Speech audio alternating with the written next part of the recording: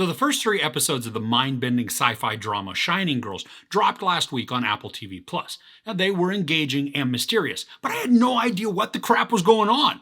Episode 4 is now arriving, so does it provide some answers for us? As pressure mounts to go to print, Dan explores possible connections between the murder victims, while Kirby tries to make sense of a piece of evidence. This is going to have some minor spoilers for the first 3 episodes, but I will keep this review of episode 4 spoiler-free for you. The story has introduced us to Kirby, or sometimes Sharon, depending on who we're talking to, and she was attacked viciously and miraculously survived. Now, as she's working for a newspaper, the story of a newly discovered body draws her attention because the wounds look very similar to those that she had sustained. The mysterious Harper walks calmly through the city and has these unsettling and odd interactions with people. He knows things about them and then seems to have some knowledge of the future, and he's also able to call people and tell them what's about to happen before it actually does. As Kirby teams up with newspaper writer Dan, who's covering the case, they discover a stack of victims across many years with the same types of wounds, and they also discover that something was left in or near each of the victims. We also see a grisly murder of a young woman at an observatory, only to find her alive and well later on in the show.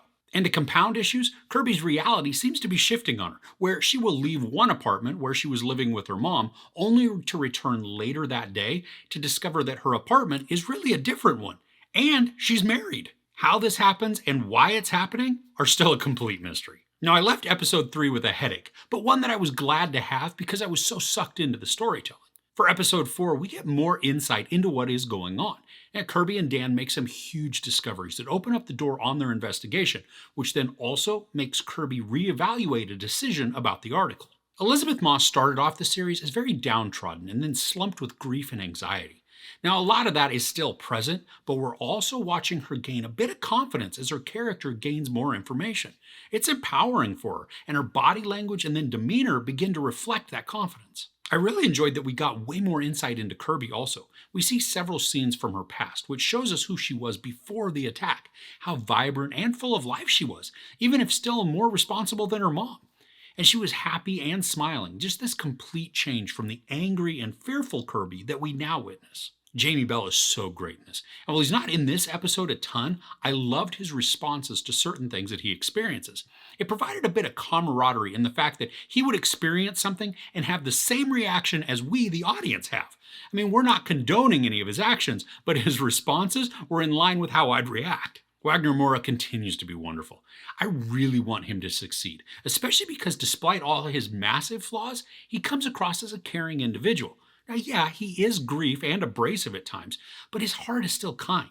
I also love how we can see the spark in his eyes ignite when he and Kirby make progress in their story. But before that, we get to see his frustration and just sheer tiredness from having to track down all sorts of people to interview to only have their answers not lead him anywhere close to his goal. The show is maintaining its urgency and its suspense, but this time it's also kicked it up in the intensity where there are just these few scenes that mess with a bunch of our senses.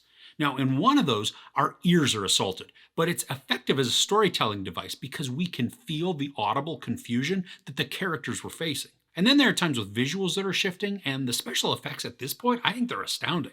I mean, the changes that happen before our eyes are seamless and then very convincing. As puzzle pieces were beginning to fall into place, I found myself trying to guess and figure out the clues before reveals came.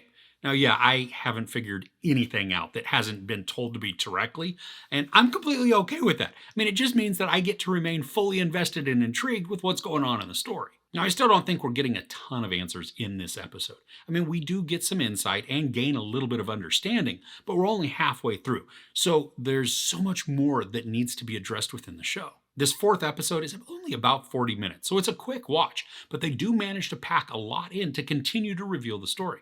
And the pace maintains an urgency that provides a bit of stress, but also just the sense that our characters are racing against time, even if they don't know why. So overall, Shining Girls continues to amaze me. I'm sucked into the mystery, and I'm really blown away by how compelling Elisabeth Moss is in her performance. And both Jamie Bell and Wagner Moura continue to provide enigmatic and damaged characters who complement Kirby very well. And as much as I'd love for this series to just drop all at once, the suspense is captivating, and it makes me look forward to each week's release. There's no sex, there might be some very brief nudity, there's a bunch of profanity, and some violence, including some gruesome imagery. Now, just as a reminder, I'm not giving the individual episodes a score, but I will be giving one for the entire season once it's complete. So, are there any mysteries that you've been binging lately? Let me know what you're watching in the comments below.